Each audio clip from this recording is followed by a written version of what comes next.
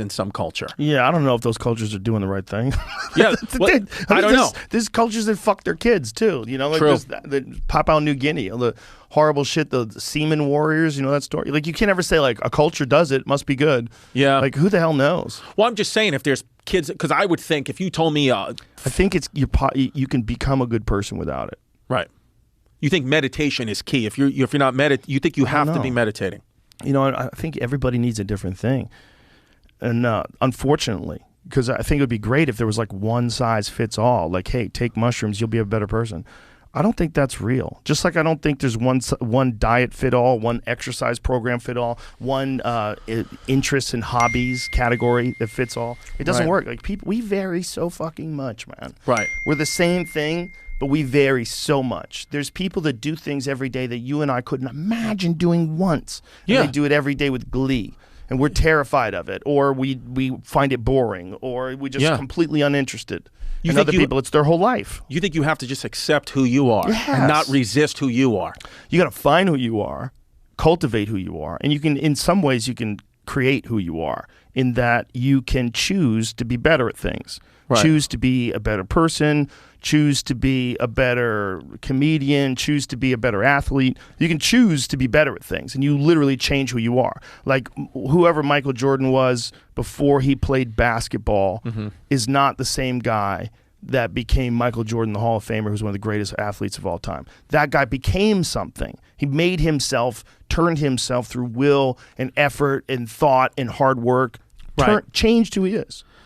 Yeah, I read this. I feel like it's weird. Like the last 6 months for me, I've almost been like, do I have like cancer or something like that? Like I have something that I don't even know about yet, where I'm going to die, and these are like the last few years of my life, because I was just like something just shifted in me. Because I have 2 kids now, but when I had my first kid, you would think it'd be extremely impactful, and it was. But now, like this, I've been trying to read so much about not even so much history. I do love history, but I've been trying to read other stuff. Like I just read this book, The 5 Things You Must Know Before You Die by John Izzo. And he interviewed all people on their deathbed from all different walks of life, all different cultures, creeds, all different levels of intelligence. But all of them had to be over 75 and be at end-of-life care. So they all but cognitively aware. And they all were saying the same things in different languages about not making money your God at all. That the guy on his deathbed, he was like, I wish I was surrounded by my family instead of my BMWs. That's what I see out my window. I don't care about them. I wish my family was here. And they all said the same thing. It's not about, all these people said, it's not about failing. Everyone's going to fail. All the people who are angry at the end of their life never took a chance to fail. They never faced the failure. They just said, I'm not going to do it. And they lived their life comfortably. And now they're on their deathbed being like, oh, I would give anything back to do it. Where the people who took all these chances and failed, a lot of them people were on their deathbeds almost penniless, but joyous, so happy because they took so many opportunities and they failed at all of them. Some people failed at like 90% of what they tried. And they were so happy because at least they took the chance to do it. And I was like, wow, like there's a lot of things that I've done in my life. There's a lot of things I have tried, like comedy and getting a doctorate degree and all that stuff. I was like, oh, wow, I did that. But then there's a lot of things I haven't, because I was just, and I'm like, man, like listening to these people, it's like, just try everything safely, try everything that you can. And I wasn't like that. Like 6 months ago, I was very like, I'm just going to do comedy. That's what I want to do. I'm in the comedy zone. I do this. And now I'm like into real estate. Now I'm into, trying to get into, even though I'm about to be 38, I'm like, I can start MMA now. I've always wanted to. It's always been a thing in me. Like, how come you don't know how to defend yourself? I'm starting to try to do that. I'm starting to try to, get out here and like, learn more about psychedelics. And I feel it. Like, I almost feel like I can't stop myself from doing psychedelics. Like, it's going to happen. Like, where 6 months ago, I'd be like, I'm terrified. What if my heart stops? And now I'm like, well, if I take a psychedelic and my heart stops, then I'll just continue on with whatever the next part of my existence might be. The thing is, nobody could tell you what's going to happen. That's why it's so weird.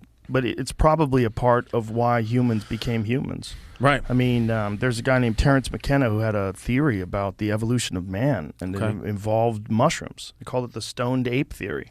Yeah. And the stoned ape theory is about how there's a giant leap in human brain size. It's like one of the most confusing things in the entire fossil record, because the human brain size, I think it's more than doubles over a period of 2 million years, and they have no idea why. They don't know why. They have guesses. Cooked food. Some of them they think it might be throwing things. They figured out how to throw things, and that created weapons and weapon making. Why? Because you could safely be away from an animal, something like that. Yeah, so you can hunt things that you weren't exactly close to. But it doesn't make sense that would make your brain grow that fast. The thing that McKenna said was that if you look at the timeline of when humans, their brains grew, it's at the same time where the rainforests were receding into grasslands. Okay. And so when the rainforests were receding into grasslands, there was a lot of ungulates, like cow-type creatures, and a lot of the primates came down from the trees. And they would flip over cow patties and find like beetles and bugs and worms and shit to eat. Mm-hmm. And on the top of cow patties were often mushrooms. And he thinks it's very reasonable to assume they would have experimented with those mushrooms to see if they're edible. And one of the things you find when you do eat psilocybin, which is very common in cow shit, psilocybin in low doses increases visual acuity, which means you can see things better, which would make you a better hunter. And they've proven this with there was a guy, I forget the guy's name, but he was a psychologist and he did these studies on psilocybin and edge detection, meaning that like if you took 100 random people and gave 50 of them psilocybin and 50 of them nothing, the ones that took the psilocybin could detect if you had two parallel lines, if the line moved off the parallel, the ones who were on psilocybin could detect it quicker. So it changes the way you see things. It makes you horny in low doses. It brings about a sense of community and creativity, and it might even encourage the creation of language. And his brother Dennis explained that, but I'm not gonna butcher that. But he actually explained it on my podcast why the way psilocybin interacts with human neurochemistry would encourage the creation of language. So if that's the case, that's these primates experimenting with mushrooms accelerated our development far beyond what it would have been if we hadn't done that. Interesting. Yeah, I feel like there's almost no way that those types of drugs weren't a huge impact in our development. I also think distractions were a lot lower, probably, back then. And like, when you like Great Pyramid stuff, when I listen to all these great thinkers talk about it, I'm like, but also like maybe feats like that would be impossible now because of distractions and unions and this and that. But back then, it's like if I told you need to get that brick in that right place or you're going to get whipped or killed, you would have a higher chance of doing it. Yeah, you just get whipped or killed. This is not about... You think that's... Yeah. I think it's about... I don't think it was about like forcing people to do it as much as it is about skilled labor. They just have recently decided, I think it was within the last couple of decades, that those people that worked in the pyramids were probably well paid. And they found, because